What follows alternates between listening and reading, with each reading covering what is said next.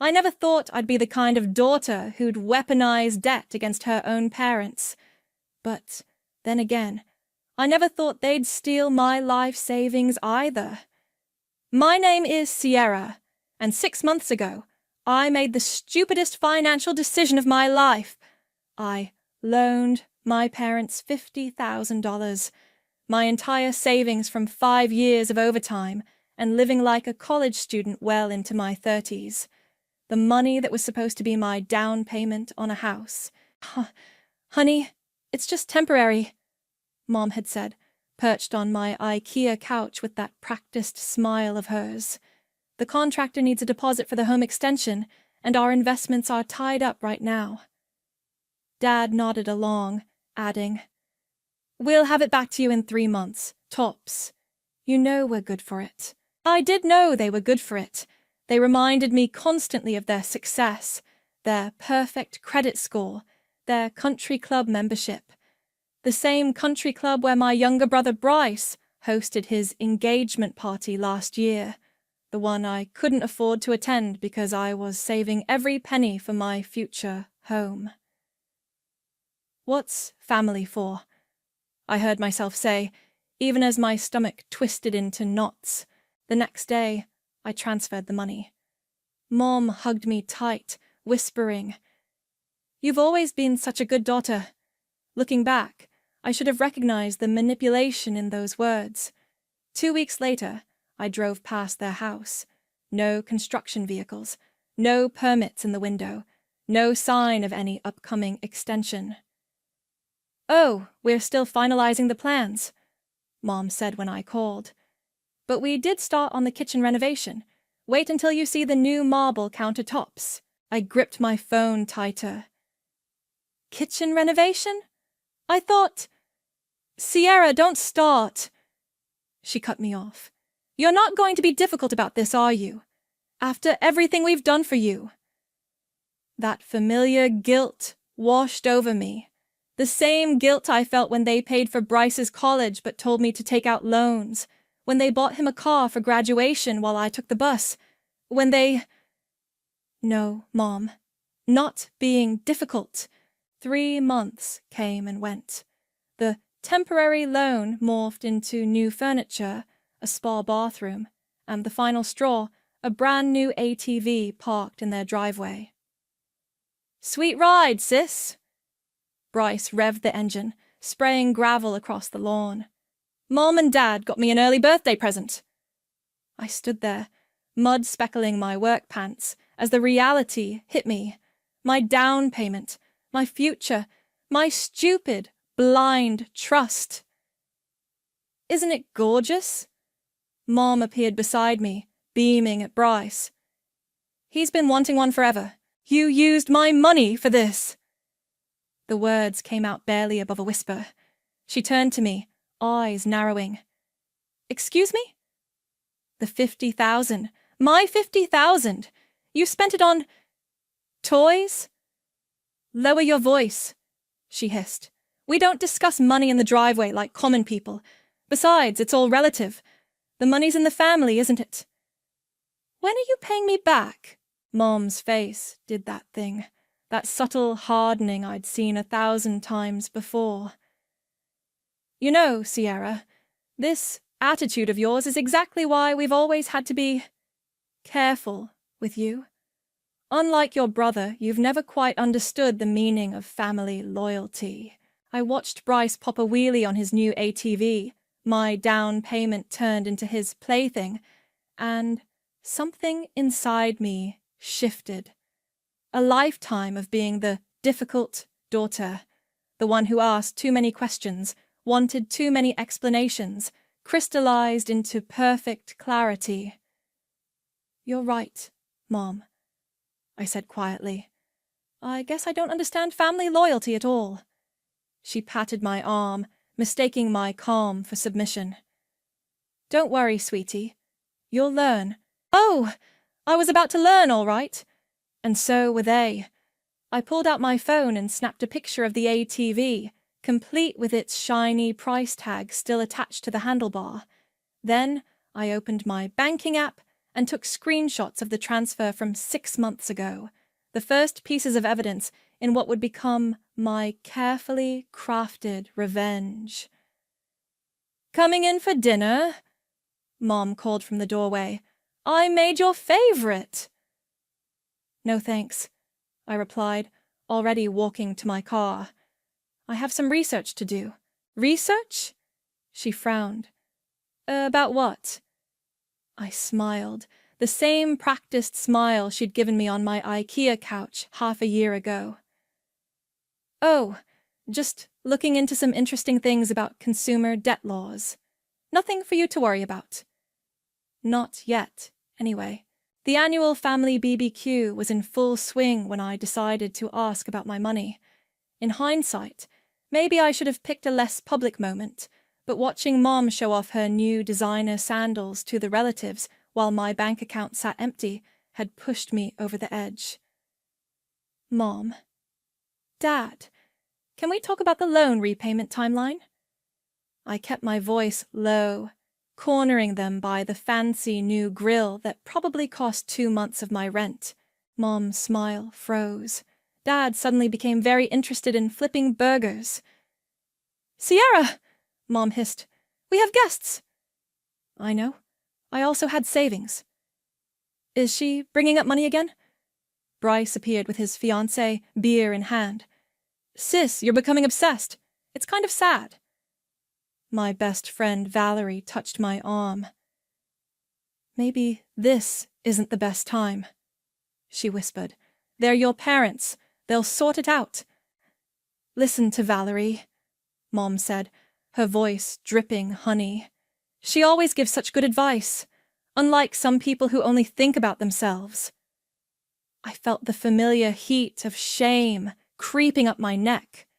Decades of conditioning kicked in, the urge to apologize, to back down, to be the good daughter they wanted. "Actually," I straightened my spine, "I think this is the perfect time. You had no problem taking my money in front of everyone. Why not discuss returning it?" Dad finally spoke. "Sierra, you're making a scene." "No, what's making a scene is Bryce's new ATV bought with my down payment." The circle of relatives grew quiet. Aunt Martha stopped mid-bite into her potato salad. Uncle George suddenly needed a beer refill. "Down payment?" Bryce laughed. "Come on, sis. You're not still hung up on that money you gave Mom and Dad. It was a gift to help with the house." "It was a loan," I said, with a promised 3-month repayment timeline. Mom's face hardened. "I can't believe you're doing this! After everything we've sacrificed for you!" "Sacrificed? You paid for his college while I'm still drowning in student loans." "Because he showed promise." The words exploded from Mom's mouth before she could catch them. The silence that followed was deafening. Valerie tugged at my sleeve. "Let's go get a drink. Cool off a bit." "Promise," I repeated softly. "Right. And what did I show?" Dad wouldn't meet my eyes. Bryce smirked behind his beer bottle. "I think," Mom said icily, "you're showing everyone exactly why we've had to be careful with our estate planning." The threat was clear. I looked around at the carefully manicured backyard, bought with my money. The new furniture gleaming through the patio doors, bought with my money. The ATV parked proudly in the driveway, bought with my money. You know what? You're right. I'm sorry for bringing this up at the BBQ. Enjoy your party. I walked away to scattered whispers and Mom's loud proclamation about ungrateful children these days. Valerie followed me inside. "They're still your parents," she said. "Maybe just let this one go?" I was about to respond when voices drifted from Dad's study. Mom, Dad, and Bryce, thinking everyone was still outside. "She's getting worse," Mom was saying. "More demanding. The money's gone anyway," Bryce replied. What's she going to do about it? Dad's laugh was uncomfortable. Well, she's not going to like the new will arrangement, that's for sure. It's for her own good, Mom said. She needs to learn about loyalty. Besides, everything will go to Bryce now. He knows how to handle money responsibly. Should we tell her? Dad asked. Let her figure it out herself, Bryce said. Maybe it'll teach her a lesson about family. I stood frozen in the hallway, Valerie's hand on my shoulder. The ice in my veins wasn't anger anymore. It was something colder, clearer. Sierra, Valerie started. Don't. I cut her off. Just don't. I walked out of that house with my head high, already pulling up my phone's browser. First search, how to legally document informal loans. Second search, impact of unpaid debt on credit scores. Mom's voice carried from the patio. Sierra, where are you going? Don't be dramatic. I didn't turn around. They wanted to teach me about loyalty? Fine. Class was about to begin. The coffee shop was nearly empty when Makey walked in. My ex looked exactly the same. Crisp suit, perfect fade, that smile that used to make my knees weak. Now he was just what I needed. A mortgage broker who owed me a favor. Sierra, he slid into the booth. Your text was cryptic. Need professional advice about destroying someone's credit? Should I be worried? I pushed a folder across the table. Remember how you always said I was too nice for my own good? I remember everything about you. He opened the folder, scanning the documents. Bank transfers, text messages. Wait, your parents took your house deposit? 50,000 for home improvements that turned into luxury purchases. His jaw tightened. Let me guess, they're not planning to pay you back? Worse, they're planning to cut me out of the will for asking about it. Damn. He leaned back, studying me. So, what's your play here? I pulled out my phone, showing him the text thread with Dad. Of course we'll pay you back, sweetheart. Just need a little more time. They've left a trail, I said. I just don't know how to use it. Makey's smile turned professional. You know I specialize in credit repair and mortgage applications, right? Exactly why I called you. He took out his laptop. Okay, here's what most people don't understand about credit reporting. Even informal loans can be documented as unsecured debt if you have the right paper trail. I'm listening. These texts promising repayment, they're essentially a contract. That casual IOU your dad wrote. Legal documentation. With the right filing, this becomes a legitimate debt obligation that shows up on credit reports. My heart raced. And if they're planning to refinance their house, any undisclosed debt could tank the application. He paused. Sierra, are you sure about this? It's pretty nuclear. I pulled up the voice recording from the BBQ. Bryce's mocking laugh filled the quiet cafe. The money's gone anyway. What's she going to do about it? Makey's expression hardened. I'll help you, but we need to do this right. No loose ends they can use against you. For the next hour, we built my case.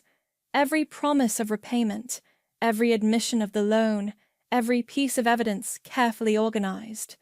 Makey showed me how to file with credit bureaus, how to document the debt legally, how to make it impossible to ignore. Their refinancing application, I said. How long does processing usually take? 2 to 3 weeks. Why? I showed him Mom's latest social media post.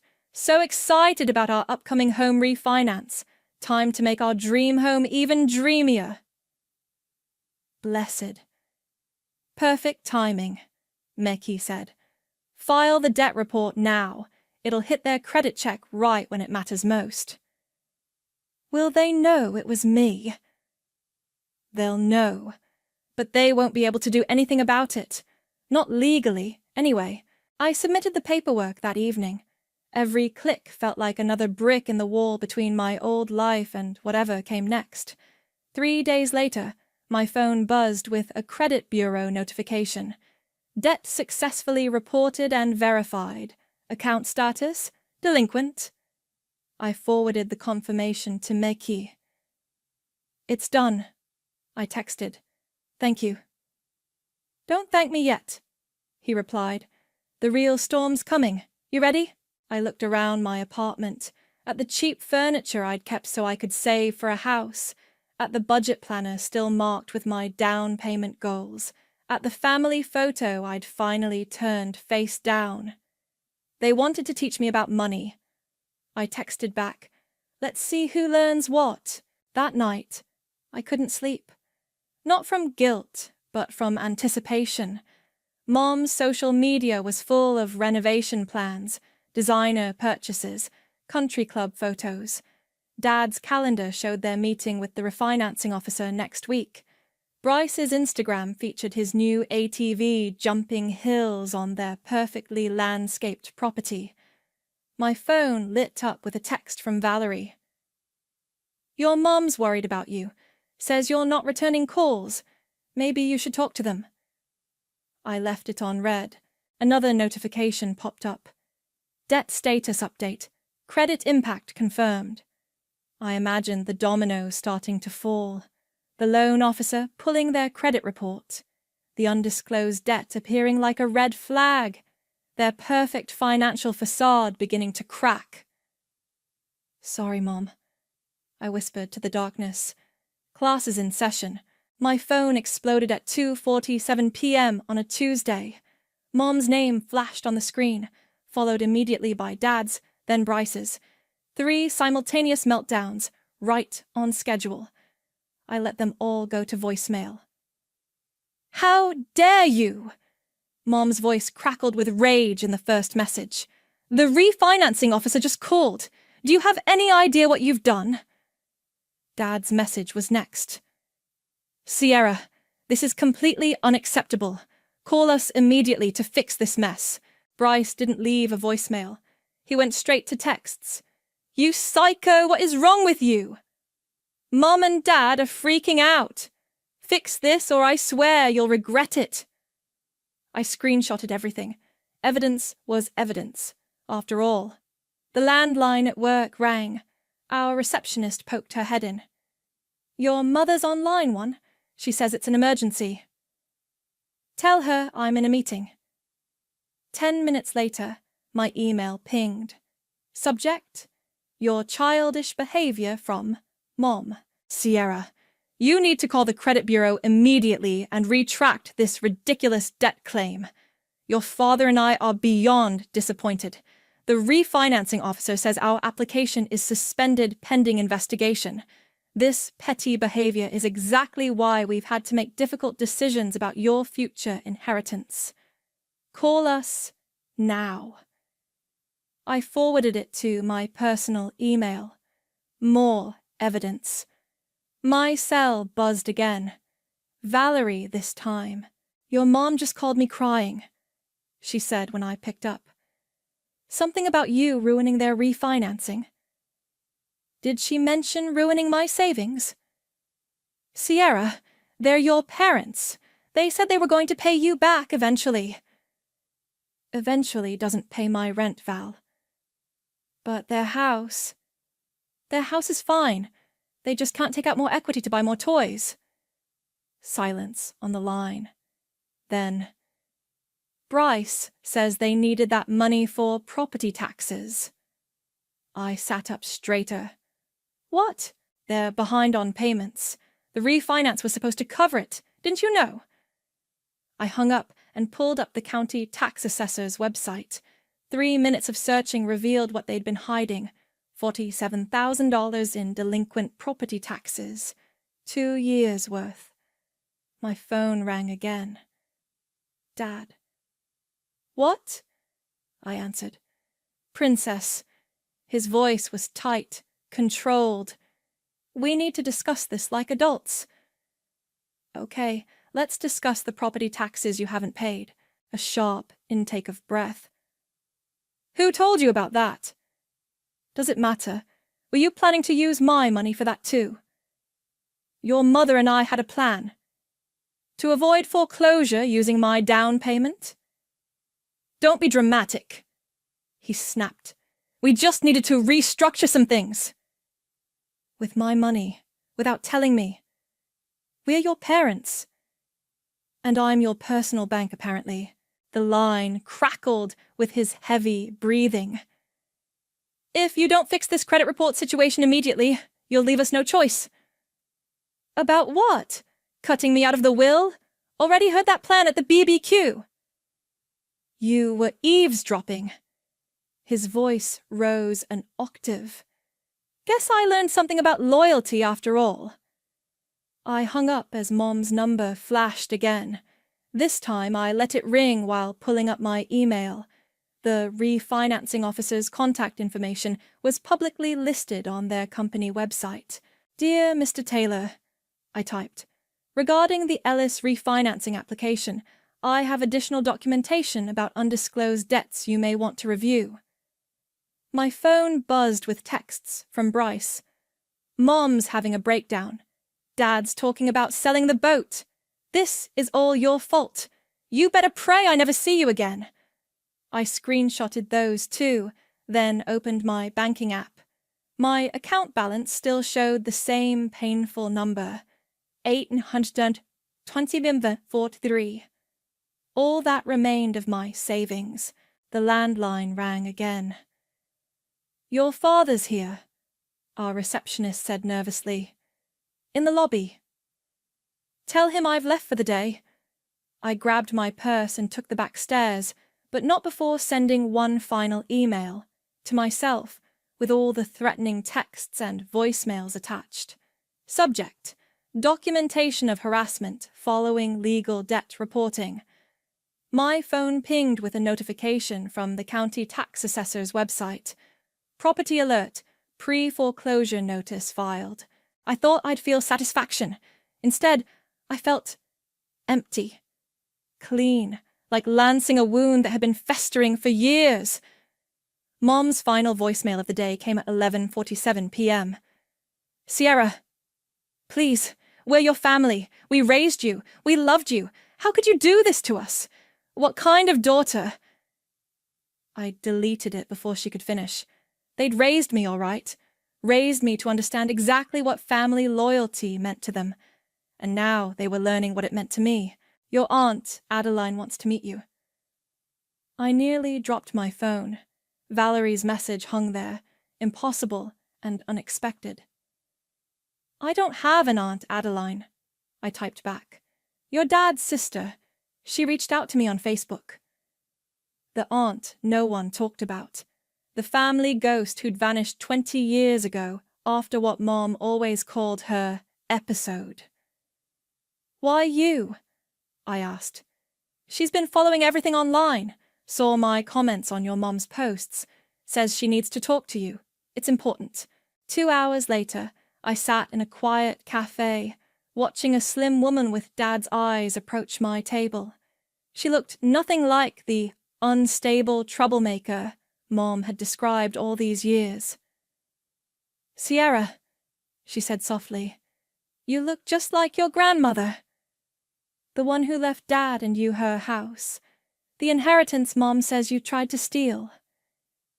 Adeline's smile was sad. Is that what they told you? She pulled out a manila envelope, weathered and stuffed with papers.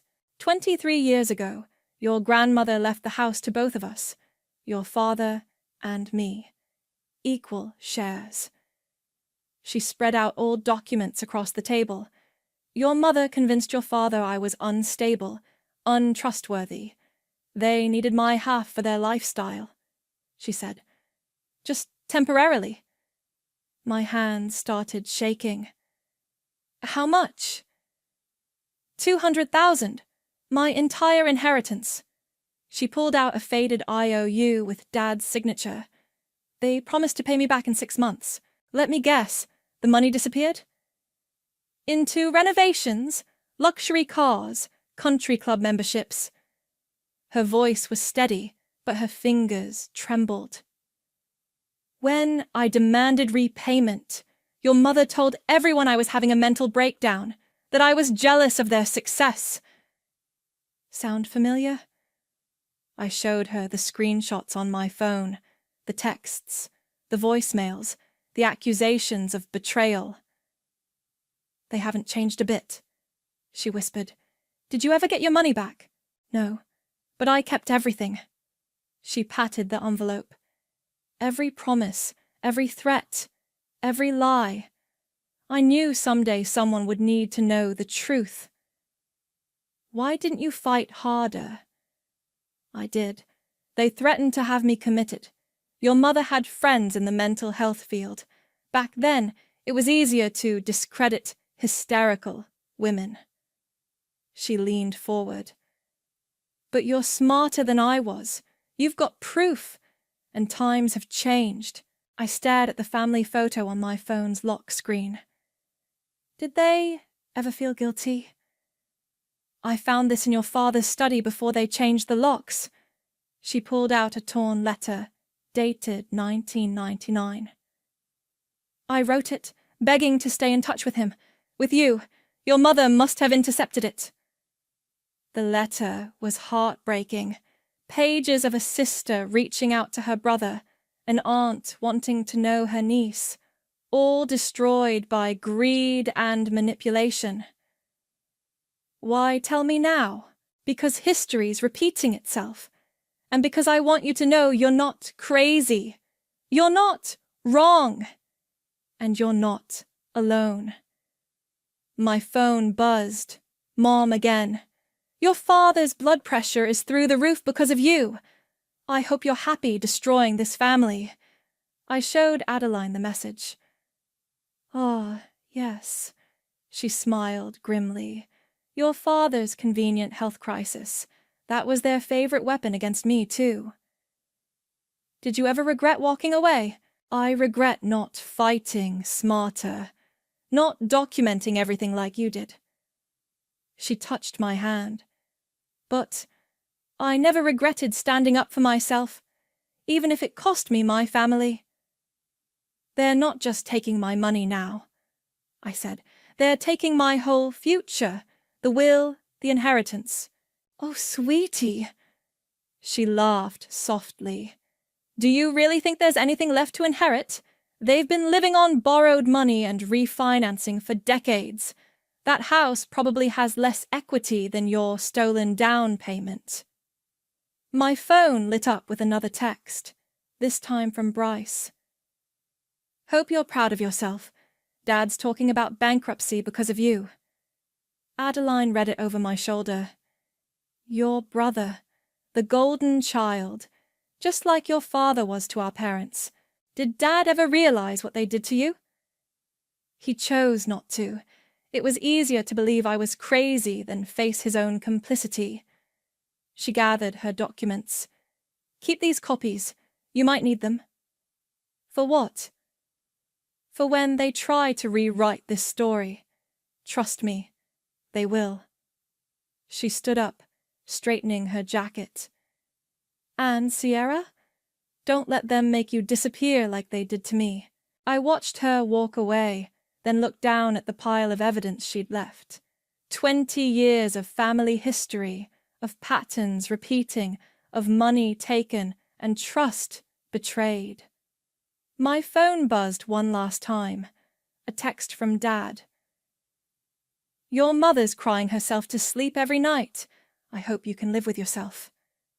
I thought of Adeline, surviving 2 decades of being the family villain. I can, I typed back. Can you? The pounding on my apartment door started at 6 a.m. I knew it was Dad before I even checked the peephole. Mom would have rung the bell repeatedly instead. Sierra, open this door, right now. I pressed record on my phone before turning the lock. Dad burst in, still in his running clothes, face red. You have to fix this, he said. pacing my small living room. The bank is threatening foreclosure. That's what happens when you don't pay property taxes. Don't get smart with me. We're your parents. You can't do this to us. Like you couldn't steal my savings. He stopped pacing. We didn't steal anything. We borrowed for house repairs that turned into luxury purchases and Bryce's toys. Your brother needed... What about what I needed? My voice cracked. What about my future? Your future? He laughed bitterly. You just destroyed your future. No inheritance, no family support, nothing. There's nothing left to inherit anyway, is there, Dad? Adeline told me everything. The color drained from his face. You spoke to your aunt? The sister you helped Mom destroy? Yeah, we had a fascinating chat about family history. She was unstable. She kept receipts, just like I did. His expression shifted from anger to something else. Fear, Princess. He tried a different approach. We can work this out. Just call off the debt report. Let us do the refinancing. We'll figure out a payment plan. Like you did with Adeline. That was different. Was it? Or is this just what you and Mom do? Take what you want and destroy anyone who objects. My phone buzzed. Bryce. My lawyer says we can sue you for harassment. Last chance. I showed Dad the message. Cute. Did you know threatening legal action over a legitimate debt report is actually harassment itself? He's just upset. I've documented everything, Dad. Every threat, every manipulation, every lie. Another buzz. Valerie this time. This has gone too far. You need to stop before you really hurt them. I frowned at the message. Something felt off about her sudden concern. Your mother's devastated, Dad continued. She can barely get out of bed. Really? Because her Instagram shows her at the country club 2 hours ago. He deflated slightly. We can't lose this house, Sierra. Please. Like Adeline couldn't lose her inheritance? Stop bringing her up! He slammed his hand on my coffee table. She's not family anymore. No, I said quietly. You and Mom made sure of that. My phone kept buzzing. More texts from Valerie. They're really suffering. Think about what you're doing. Bryce says you're breaking their hearts. Wait, Bryce says? I pulled up an old group chat I'd muted months ago. There it was, Valerie and Bryce, dozens of messages. Her feeding him information about my plans, my movements, my conversations. Get out, I told Dad. Sierra, get out, and tell Bryce his spy network needs work. Dad's face gave it away. He knew about Valerie's betrayal. We were trying to protect you from yourself, he said weakly. No, you were protecting yourselves from consequences. After he left, I sent one text to Valerie. Hope the family that isn't yours was worth losing the friend that was. Then I blocked her. And Bryce. And my parents. My hands shook as I opened my laptop and pulled up the debt validation documents I'd been preparing. One click would send them to the family's new mortgage broker, making the debt official and public. My phone rang one last time, Mom calling from a different number. Weren't we your parents first? She pleaded when I answered. Funny, I replied. That's exactly what you said to Adeline. I hung up and hit send on the documents. Minutes later, an auto-reply confirmed receipt. Debt validation documentation, received and filed. I thought of Adeline, vanishing from family photos and stories. Of Valerie, choosing the illusion of belonging over loyalty. Of my parents, building their life on stolen futures. Opening my banking app, I created a new savings account. Starting balance, $820,048. Not much, but it was mine. No strings, no guilt, no manipulation. My phone lit up with one final text from an unknown number, Bryce using a burner. "You'll regret this for the rest of your life." I thought about the foreclosure notice, the debt report, the exposed lies, about 20 years of Adelaine's erased existence, and my own vanishing inheritance. "No," I whispered to my empty apartment. "I really won't." The foreclosure notice went public on a Thursday. By Friday morning, my parents' carefully curated social circle was imploding. "Did you see?" Adeline texted, sending a screenshot of Mom's country club gossip group. "They're scrambling to explain." The comments were brutal. "But they just bought that new ATV." Weren't they renovating again? "Someone said their daughter sued them?" Mom's response was predictably dramatic. "Our ungrateful daughter has turned against us. Please respect our privacy during this difficult time." The karma was almost poetic. Bryce tried getting a private loan to save the house. His credit application was denied. Turns out, his perfect financial status was as much of a mirage as our parents' was. "You've ruined everything," he texted. "They're talking about selling Mum's jewelry." I forwarded his message to my lawyer. Yes, I had one now. Every threat, every accusation became another piece of evidence.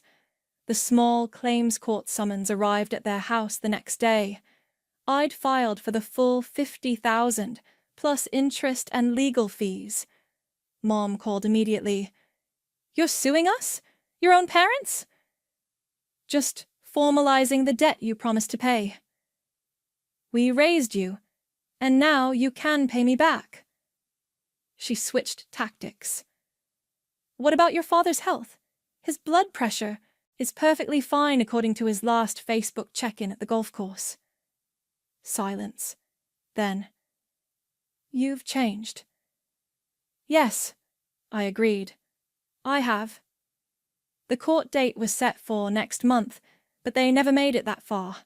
Their financial advisor, the same Mr. Taylor who'd handled their failed refinancing, finally saw the whole picture. "Mrs. Ellis," I overheard him say during their meeting at the bank, "you'll need to liquidate your retirement account to cover these obligations." Mom's wail could be heard through the glass walls. "But that's our safety net!" "You should have thought about that before spending your daughter's money," he replied coldly. They transferred the full amount the next day. $50,000 back in my account, the same account they'd drained 6 months ago. I stared at the balance for a long time. Then I made another transfer. "What's this?" the women's shelter director asked when I dropped off the cashier's check. $50,000? Anonymous? "For your financial abuse support program," I said. "From someone who understands." That evening, Adeline called. "Have you seen my blog?" She'd started writing about financial abuse within families. Her first post, titled "The Inheritance They Stole," had gone viral. "The comments," she said. "So many people sharing similar stories. Your parents aren't unique, Sierra. They're just finally facing consequences." My phone buzzed with an email notification. The family lawyer. "Dear Ms. Ellis, per your parents' request, we're updating their will. As previously discussed, you have been removed as a beneficiary. All assets will transfer to your brother upon their passing." I forwarded it to Adeline. "Assets," she texted back with a laughing emoji. "What assets?" I spent that night updating my own will. Everything I had, which wasn't much, but was mine, would go to the women's shelter. No family strings attached. The next morning, a certified letter arrived from Bryce's lawyer, threatening to sue me for emotional distress. I sent back one response. Please reference the documented debt validation and court records. Any further harassment will be met with legal action. He didn't reply. Mom made one final attempt at manipulation. She posted a long Facebook message about toxic children and parental sacrifice, tagging every relative and friend she could think of. The comments weren't what she expected. Didn't you take her house deposit? Why aren't you paying her back? My daughter showed me the court documents. She deleted the post within hours. That night, Adeline sent me another text.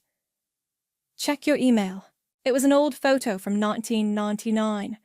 Dad and Adeline as kids, laughing on a swing set. On the back, a faded note. Remember when family meant something real? Found it in my old files, Adeline wrote. Thought you should have it. I studied the image of my father's younger self, wondering when he'd decided that money meant more than memories. My phone lit up one last time. A voicemail from Mom. I hope you're satisfied. Our friends are abandoning us. The country club is reviewing our membership. Even your father's golf partners are asking questions. You've destroyed our reputation. I hope you can live with that. I thought about the women's shelter, about Adeline's blog readers, about every child who'd had their future stolen by the people who should have protected it. Yes, I whispered to the empty room. I can live with that just fine. I blocked their number and opened my laptop to read Adeline's latest blog post. Breaking Free: How to Reclaim Your Future from Toxic Family Finance. The comment section was already filling up with stories that sounded just like mine. The keys to my new condo felt heavy in my hand, not because of their weight, but because of what they represented. Freedom bought with the remains of my recovered savings. It wasn't much, a one-bedroom unit in an older building, nothing like the house I'd originally dreamed of. But every square inch was mine, paid for with clean money and clear conscience. You sure about this place? Adeline asked, helping me carry in boxes. It's smaller than your apartment. It's perfect, I said. No debt, no obligations, no strings. My phone buzzed. Another blocked number. They'd been trying different ones all week. Sierra, please. Mom's voice cracked through the speaker. The foreclosure is final. We're moving into a rental. Your brother won't even talk to us anymore. How could you do this to your family? I let the voicemail play on speaker while unpacking kitchen boxes. We're having to sell everything, she continued. The country club dropped our membership. Your father's friends. No one understands. We're your parents. We gave you life. We... Delete. She still doesn't get it, does she? Adeline shook her head. Neither does Bryce. I showed her his latest email, forwarded from my lawyer. He's demanding I make this right before their reputation is completely ruined. Because heaven forbid they face consequences. My laptop pinged with a notification. Another comment on Adeline's blog. Reading this story gave me courage. Today, I finally confronted my parents about the college fund they borrowed. Thank you for showing me I'm not alone. You're making a difference, I told Adeline. We both are. She smiled, then frowned at her phone. Your mum's trying to contact me now. Says she wants to heal the family wounds. Right after they lost everything? How convenient. Should I respond? Would it change anything? She put the phone away. No, some wounds aren't meant to heal. They're meant to teach us where not to walk again. The doorbell rang. A delivery man held out a package. Sign here? Inside was a frame. The swing-set photo of Dad and Adeline, professionally restored. A note fell out. For your new home. Remember, Family is what we choose it to be. Adam. I hung it in my living room, right where the old family photos used to be. My phone lit up again. A text from Valerie. I miss you. Can we talk? Delete. Another notification from Adeline's blog. A new post. Financial abuse breaking the family cycle. The comment section was already filling up with stories, support, resources. The women's shelter called? I told Adeline. That anonymous donation! They're using it to start a legal fund for others like us. Good. Let something better grow from all this. My phone buzzed one final time. A voicemail from Dad. Princess, I found Adeline's blog. Read about what we did to her, what we did to you. I don't know how to fix this, but I understand now. Too late, but I understand. I saved that one. Not for forgiveness. That wasn't coming. Not for reconciliation. Some bridges need to stay burned. But as a reminder that truth eventually surfaces, no matter how deep you bury it. Adeline touched the swing set photo. You know what Mom used to say? Money is thicker than water. Guess she was right. Just not the way she meant it. We finished unpacking as the sun set, casting long shadows through my new windows. My small, paid-for windows. My debt-free, drama-free space. My phone had one last surprise. An email from Mr. Taylor, their former financial advisor. Ms. Ellis, your story inspired me to start a workshop series on family financial abuse. Would you consider being a guest speaker? People need to hear this. Best regards. I showed it to Adeline. What do you think? I think, she said, that the best revenge isn't just surviving. It's helping others survive too. I looked around my modest condo, at the swing set photo, at the empty spaces where guilt used to live, at all the room I now had to grow something new. You know what? I replied to Mr. Taylor's email. I would love to speak at your workshop. Then I turned off my phone, poured 2 glasses of wine, and sat with my aunt in my small, perfect home. To clean starts. Adeline raised her glass. To chosen family, I answered. Outside, the sun finished setting on my old life, but inside, in this space bought with hard lessons and harder boundaries, something better was finally beginning to rise.